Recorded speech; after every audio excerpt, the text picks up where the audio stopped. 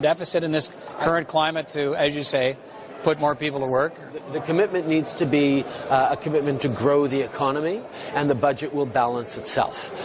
This way, they're artificially fixing a target of a balanced budget in an election year, and they're going through all sorts of twists and turns and bends to try and get it just right and the timing just right in the announcement. And that's irresponsible. What you need to do is create an economy that works for Canadians. Gang, what's up? Aaron right here, Canadian Looney. We've got Sweet Pea in the back hanging out. Let's talk about this. Could Justin Trudeau possibly have been a better prime minister than Mark Carney? It's kind of like comparing a rotten apple to a rotten orange. Like, they're not the same, but they're very similar. They're rotten. Pierre Poilievre, leader of the Conservative Party, is going to explain how Mark Carney is spending more money than Justin Trudeau. How is that even possible? Where is it going to come from? Your pocket. Let's take a look. Oh, yeah. So the media is making a big deal out of Mark Carney's latest flip-flop on government spending.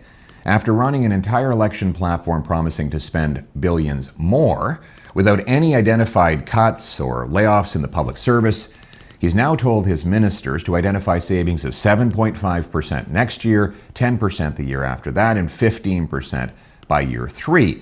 His office then leaked these letters with these instructions to the media, which has acted like these cuts are already complete, but not one penny in savings has actually been achieved. So far, it's just promises.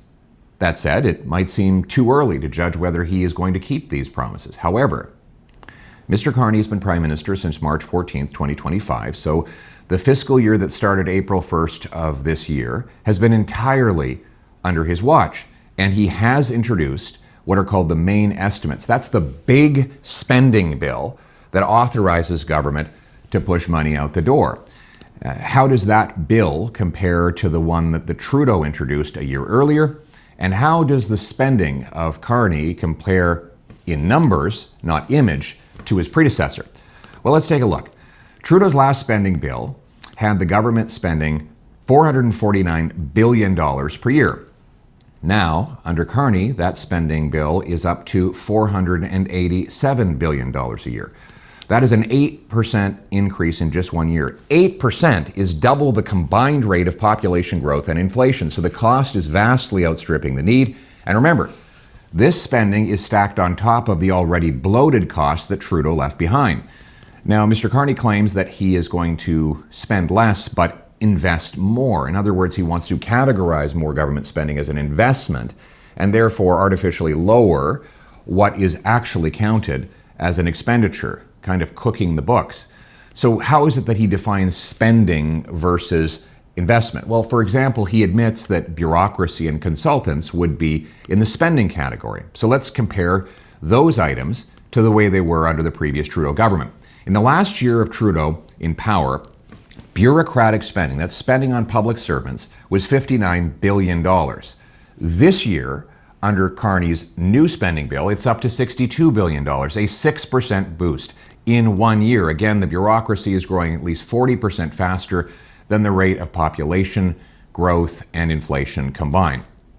In the last year, Trudeau spent $19 billion on consultants. This year, Carney is spending $26 billion, a massive 37% increase in just 1 year. That $26 billion works out to $1,400 in extra costs per family for federal government consultants alone. Now you know where your taxes are going.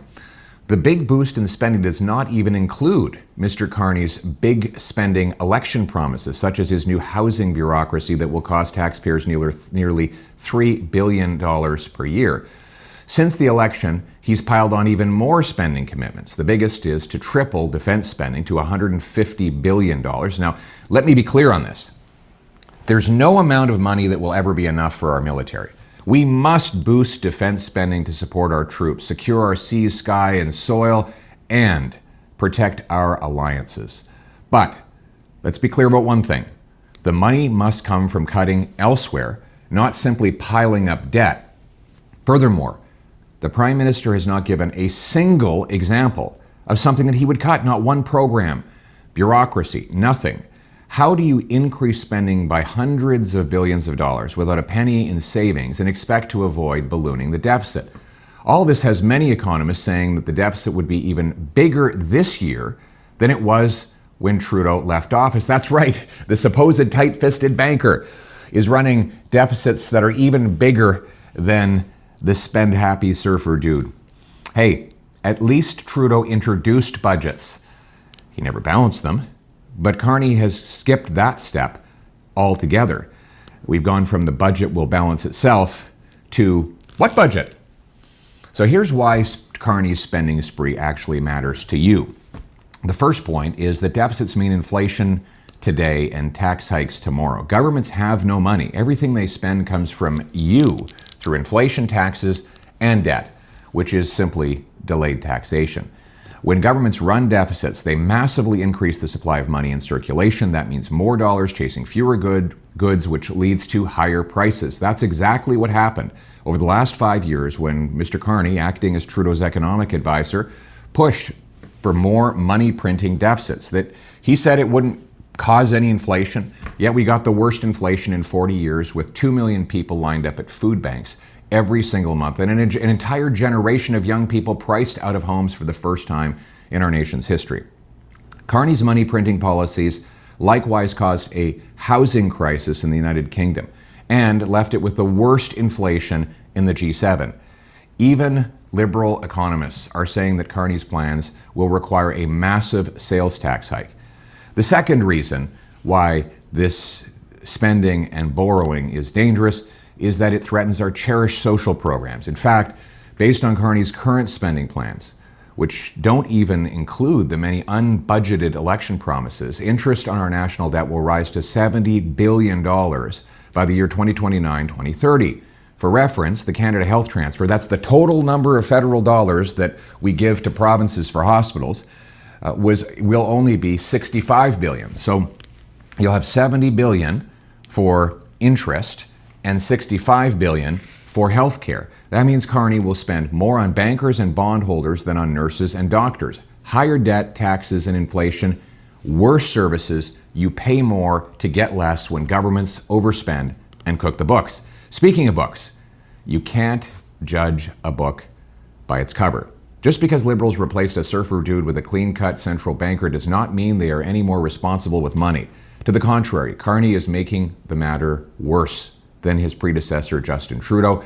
The solution is to do the opposite of what both Carney and Trudeau have done. We need to cut bureaucracy, consultants, corporate welfare, and foreign aid. Also, we need to pass a dollar-for-dollar law requiring the government find $1 of savings for each new dollar of spending. And we need to boost economic growth by repealing anti-resource laws like C-69, the anti-pipeline law, the ban on offshore shipping of our oil, the energy cap, and more. Axing the capital gains tax on reinvested earnings in Canada will bring hundreds of billions of dollars back and cause a massive economic boom. That is how we're going to grow our economy and grow revenues without growing tax bills for individual Canadians and entrepreneurs. Then, and only then, will we be able to boost national defense while we lower debt and taxes. But we will need a new Conservative government to do that, because Liberals either cannot or will not, no matter who they put in the window. Oh, yeah. All right, guys, seems like Mark Carney wants to make it rain for his buddies at Brookfield and just sabotage the Canadian economy to line his own pockets, like outrageous spending. That's it. Pierre did a better job of explaining than I can. We're out, Canadian Looney. Like, share, subscribe. Catch you in the next video. Thank you for watching this one. What?